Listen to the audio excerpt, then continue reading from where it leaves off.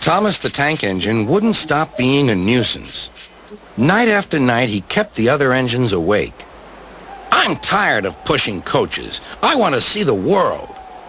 The other engines didn't take much notice, for Thomas was a little engine with a long tongue.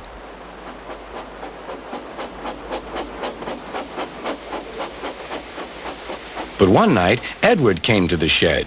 He was a kind little engine and felt sorry for Thomas. "I've got some freight cars to take home tomorrow. If you take them instead of me, I'll push coaches in the yard."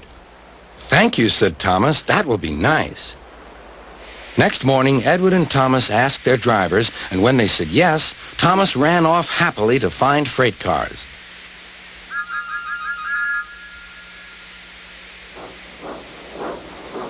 Now, the freight cars are silly and noisy. They talk a lot and don't attend to what they are doing. And I'm sorry to say, they play tricks on an engine who is not used to them.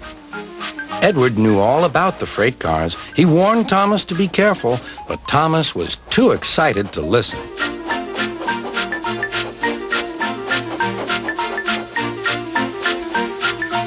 The shunter fastened the coupling, and when the signal dropped, Thomas was ready. The conductor blew his whistle. "Beep, beep," answered Thomas and started off. But the freight cars weren't ready. "Oh, oh," they screamed. "Wait, Thomas, wait!" But Thomas wouldn't wait. Come on, he puffed. "All right, don't fuss. All right, don't fuss," grumbled the cars.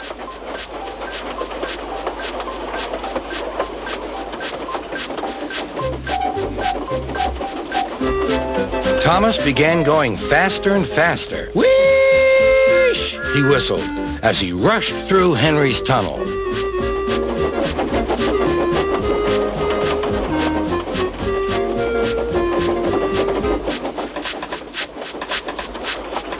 "Hurry, hurry," called Thomas.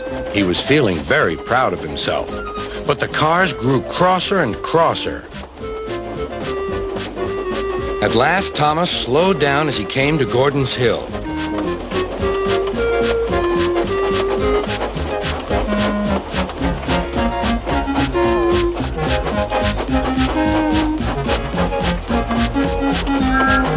Oh, you said you were going to be good. "Steady now, steady," warned the driver as they reached the top. He began to put on the brakes. We're stopping," called Thomas. "No, no, no," answered the cars, bumping into each other. Go on." Before the driver could stop them, they had pushed Thomas down the hill and were rattling and laughing behind him.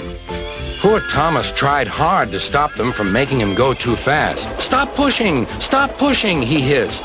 But the cars took no notice. Go on, they giggled in their silly way. "There's the station. Oh dear, what shall I do?" cried Thomas. They rattled straight through and swerved into the goods yard. Thomas shut his eyes. "I must stop." When he opened his eyes, he saw he had stopped just in front of the buffers. There, watching him, was Sir Topham Hatt. "What are you doing here, Thomas?" he asked. "I've brought Edward's freight cars," Thomas answered. "Why did you come so fast?" "I didn't mean to. I was pushed," said Thomas. "You've got a lot to learn about freight cars, Thomas. After pushing them about here for a few weeks, you'll know almost as much about them as Edward. Then you'll be a really useful engine."